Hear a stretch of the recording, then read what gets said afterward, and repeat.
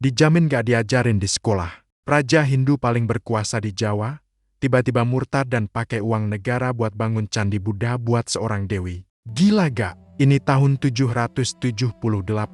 Bro, bayangin lo adalah raja paling berkuasa di Jawa Tengah. Pendahulu lo, Raja Sanjaya, mendirikan kerajaan dengan darah dan lingga Siwa. Seluruh hidup lo diajari satu hal, Dewa Siwa adalah segalanya. Terus di puncak kekuasaan lo murtad. Bukan pindah istana, bro, pindah Tuhan. Dan lo pakai uang negara buat bangunin candi buat agama baru lo. Candi buat seorang dewi. Gila nggak? Itu beneran terjadi. Tahun ke-778.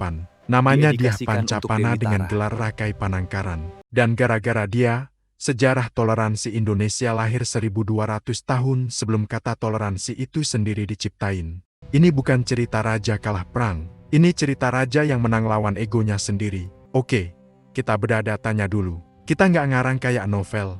Kita pakai prasasti biru, sumber primer yang nggak bisa bohong. Pertama, Prasasti Kalasan 700 Saka 778 Masehi. Ini prasasti paling cantik dan paling radikal. Ditemukan di Desa Kalasan, Sleman. Bahasanya Sanskerta, hurufnya Pranagari. Isinya bikin sejarawan pecah kepala. Di situ tertulis, para guru dari keluarga Sailendra, yaitu Taranatha dan kawan-kawan, telah memohon kepada Maharaja Tejapurnama Panangkarana untuk membangun bangunan suci untuk Dewi Tara dan sebuah biara untuk Sangha. Maharaja Tejapurnama Panangkarana itu siapa? Itulah Rakai Panangkaran dia Pancapana kita. Perhatikan detailnya, bro. Pertama, dia dipanggil Sailendra Wangsa Tilaka Permata Wangsa Sailendra. Jadi dia bukan musuh Sailendra, dia adalah Sailendra itu sendiri. Dia membangun Candi Kalasan untuk Dewi Tara Buddha Mahayana, bukan buat Dewa Siwa. Dia memberikan Desa Kalasan sebagai tanah perdikan tanah bebas pajak untuk biaya perawatan candi dan biara. Ini model dan abadi pertama di Nusantara. Penasihatnya adalah guru-guru Buddha. Padahal Raja Sanjaya adalah pendiri Wangsa Hindu Siwa. Ini gila. Ini kayak anak pendiri kuil pemuja Siwa garis keras.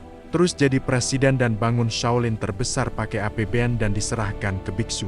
Ketiga, Prasasti Kelurak 782 Masehi. Nah ini yang bikin plot twist makin panas. Ditemukan di sebelah utara Prambanan, dekat Candi Lumbung. Bahannya batu andesit, isinya 32 baris Sanskerta. Isinya menyebut raja yang bernama Sri Sangramadhananjaya, sang penakluk, pembunuh musuh-musuhnya. Para ahli sepakat, ini adalah Rakai Panunggalan alias Dharanindra. Jarak Kalasan dan Kelurak cuma 4 tahun. 778 ke 782. Gak mungkin satu kerajaan ganti ideologi secepat itu. Jadi, ini dua orang yang beda, ayah dan anak. Ketiga, Prasasti Mantiasi tahun 907 Kunci Silsilah. Prasasti ini dibuat 130 tahun setelah Panangkaran wafat oleh Raja Balitung. Isinya daftar Raja Mataram, Rakai Mataram Sang Ratu Sanjaya, lalu Rakai Panangkaran, Rakai Panunggalan, Rakai Warak. Kenapa ini penting? Sejarawan Slamet Muljana satu hal, Sanjaya gelarnya Sang Ratu gelar lokal. Tapi mulai dari Panangkaran gelarnya berubah jadi Sri Maharaja gelar internasional ala Sriwijaya Sailendra. Perubahan gelar ini adalah bukti kudeta halus. Tahta Medang direbut oleh keluarga yang punya koneksi Sriwijaya, dan Panangkaran adalah jembatan itu.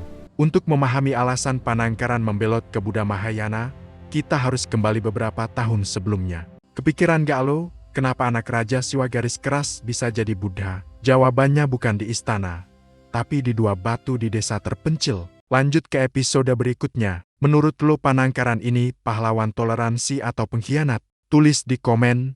Debat terpanas gue pin. Ikuti terus timeline Nusantara, karena cerita leluhur menunggu diceritakan kembali.